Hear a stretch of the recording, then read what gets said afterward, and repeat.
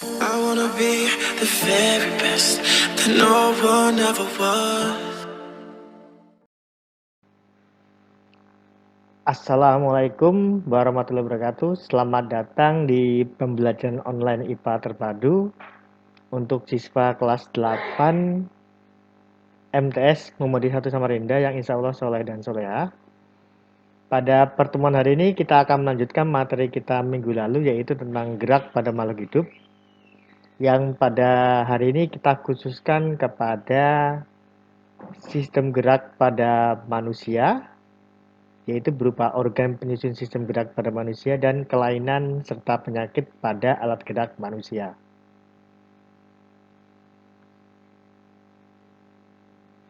Langsung saja, yang pertama adalah organ penyusun pada sistem gerak pada manusia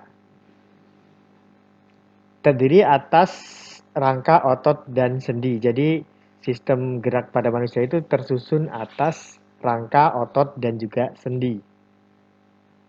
Yang pertama akan kita bahas adalah rangka. Rangka manusia termasuk rangka dalam dan disusun oleh lebih kurang 206 tulang. Rangka antara lain fungsinya untuk yang pertama menegakkan tubuh dan memberi bentuk tubuh, tempat melekatnya otot, pelindung organ-organ tubuh yang penting misalnya otak, paru-paru, hati, dan juga jantung. Kemudian tempat penyimpanan zat kapur. Rangka manusia disusun oleh dua macam tulang yaitu tulang rawan atau kartilago dan tulang sejati. Biasa disebut tulang saja atau osteon. Macam-macam tulang. Berdasarkan sifat bahan penyusunnya, tulang dibedakan menjadi dua macam, yaitu tulang kompak dan tulang spons. Berdasarkan bentuknya, tulang dibedakan menjadi tiga macam, yaitu tulang pipa atau tulang panjang, tulang pendek, dan tulang pipih. Contoh tulang pipih adalah tulang belikat, tulang dada, dan tulang rusuk. Contoh tulang pipa adalah tulang lengan, tulang paha, tulang betis, serta tulang ruas-ruas jari tangan dan kaki. Contoh tulang pendek adalah ruas-ruas tulang belakang serta tulang pergelangan tangan dan kaki.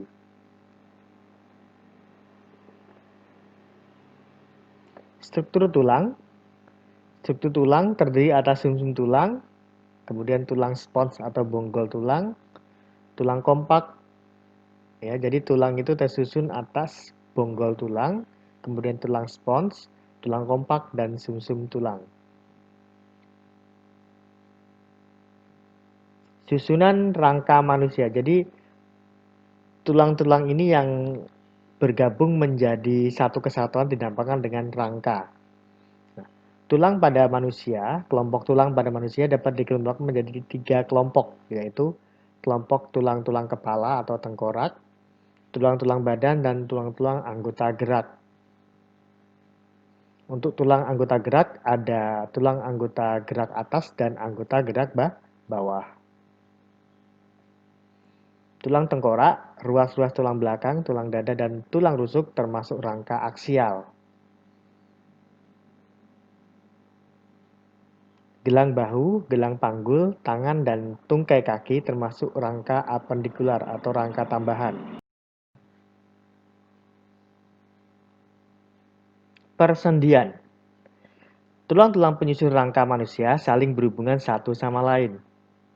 Hubungan antar tulang itu disebut sebagai sendi atau persendian. Berdasarkan sifat geraknya, sendi dibedakan menjadi sendi mati, sendi kaku, dan sendi gerak. Berikut adalah gambarnya ya. Sendi mati ada pada tengkorak, sendi putar, kemudian sendi engsel, sendi geser, dan sendi peluru.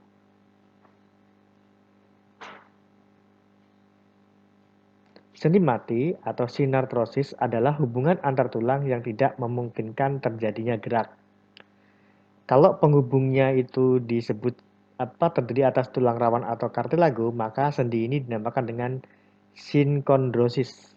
Sedangkan kalau penghubungnya adalah jaringan ikat atau serabut, fibrosa, maka sendinya disebut sebagai sinfibrosis. Misalnya hubungan antar tulang tengkorak atau sutura. Kemudian sendi kaku. Amfiartrosis adalah hubungan antar tulang yang memungkinkan terjadinya sedikit gerak atau geraknya terbatas. Contoh sendi kaku adalah hubungan antara tulang rusuk dan tulang dada. Sendi gerak adalah hubungan antar tulang yang memungkinkan terjadinya gerak yang bebas.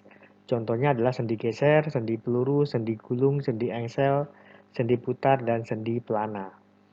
Sendi geser sendiri terletak pada bagian ruas tulang belakang, memungkinkan gerakan antar tulang yang saling bergeseran.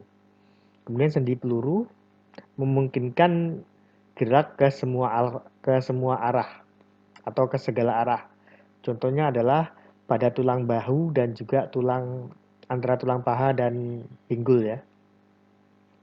Kemudian sendi gulung, sendi engsel memungkinkan gerak seperti engsel. Kemudian sendi putar memungkinkan gerakan memutar, yaitu seperti hubungan antara tulang tengkorak dengan tulang leher.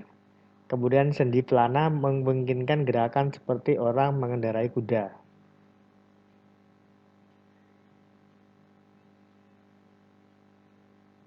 Kemudian hubungan antar tulang tadi atau rangka tadi termasuk sebagai alat gerak pasif. Jadi rangka atau tulang itu termasuk sebagai alat gerak pasif karena tidak dikendalikan oleh otak ya, karena tidak dikendalikan oleh otak. Sedangkan untuk alat gerak aktifnya pada manusia dinamakan dengan otot. Rangka manusia baru dapat bergerak jika ada pengaruh kontraksi otot. Rangka disebut sebagai alat gerak pasif, sedangkan otot disebut sebagai alat gerak aktif. Yang tadi barusan Bapak jelaskan ya. Otot perannya dalam sistem gerak karena perannya adalah dia mampu berkontraksi atau mengerut dan berelaksasi atau mengendur. Berdasarkan bentuk dan sifat kerjanya, otot dibedakan menjadi 3 macam, yaitu otot polos, otot lurik, dan otot jantung. Otot polos dinamakan otot polos karena ototnya berbentuk polos. Otot polos berbentuk gelendong dan termasuk ke dalam jenis otot otonom, artinya otot yang bisa bergerak sendiri tanpa diperintah atau bekerjanya secara tidak sadar. Biasanya melapisi organ-organ dalam di tubuh, seperti misalnya dinding usus, pembuluh darah, sampai dinding rahim wanita. Adapun ciri-cirinya, yang pertama hanya memiliki satu inti sel yang berada di bagian tengah. Kedua, bentuknya gelendong dengan kedua ujung meruncing, bereaksi lambat, tidak mudah lelah. Terdapat pada otot peredaran darah, otot urat nadi, dan otot usus. Yang keempat, termasuk otot involunter atau otot otonom, yang artinya kerjanya secara tidak sadar. Kemudian yang kelima, tidak mempunyai garis melintang.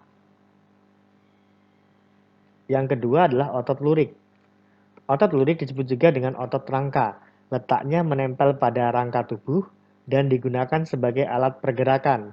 Dinamakan otot lurik karena otot ini punya semacam pola serat bergaris, semacam pola warna gelap dan terang.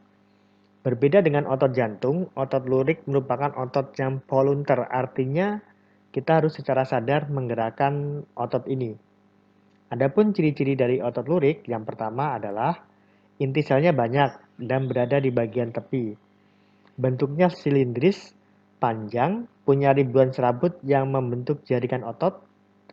Ketiga, terdapat pada otot lengan, perut, pipi, dan rangka tubuh. Yang keempat, termasuk otot volunter atau harus bekerja dengan kesadaran. Yang kelima, mampu bekerja keras dan cepat tapi mudah lelah. Nah, khusus otot lurik, otot ini bisa dilatih. Jadi semakin banyak kita latihan, maka otot ini akan semakin membesar. Otot jantung adalah otot yang letaknya berada di jantung ya, atau di sekitar jantung. Adapun ciri-ciri otot jantung yang pertama adalah inti selnya banyak dan terletak di tengah. Kedua, bentuknya memanjang, silindris, dan serabut selnya bercabang dan saling menyatu. Ketiga, hanya terdapat di jantung dan bekerja di luar kesadaran atau involunter atau otonom. Yang keempat, kontraksinya kuat dan berirama. Yang kelima, mempunyai garis melintang. Kemudian ke materi keempat adalah kelainan dan penyakit pada alat gerak manusia. Kelainan dan penyakit pada tulang.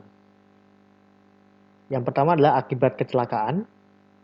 Gangguan dan kelainan akibat kecelakaan antara lain adalah retak tulang atau fisura, dan patah tulang atau fraktura. Untuk patah tulang, dia ada fraktura ke dalam dan juga ada fraktura ke luar.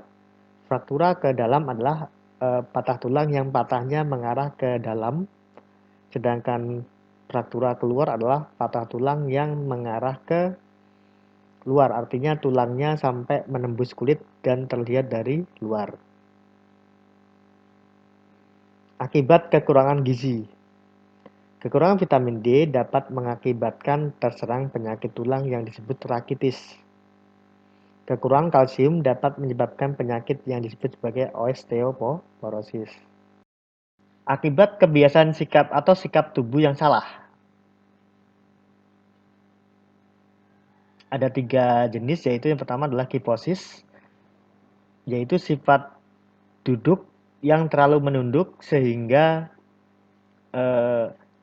tulang belakangnya mengarah ke atau melengkung ke depan.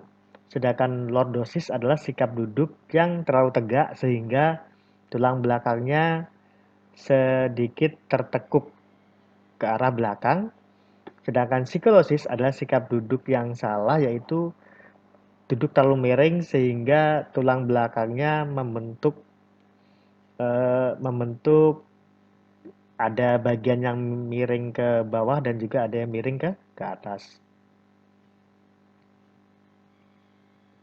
Yang kedua adalah kelainan dan penyakit pada sendi. Gangguan dan kelainan pada sendi antara lain memar, urai sendi, kemudian juga artritis atau radang sendi.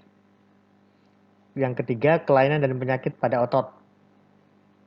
Nyeri otot, kemudian polio, dan juga kram. Nyeri otot disebabkan pembengkakan jaringan penghubung otot, sedangkan polio adalah virus yang bisa menyebabkan penyakit polio yang terutama menyerang anak-anak.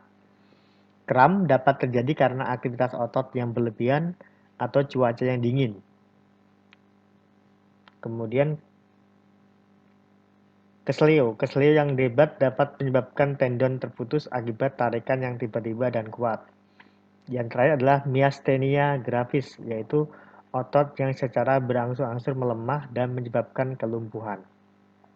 Oke, mungkin itu saja pertemuan kita pada hari ini. Tetap belajar, tetap semangat. Sekian Bapak Heri. Assalamualaikum warahmatullahi wabarakatuh.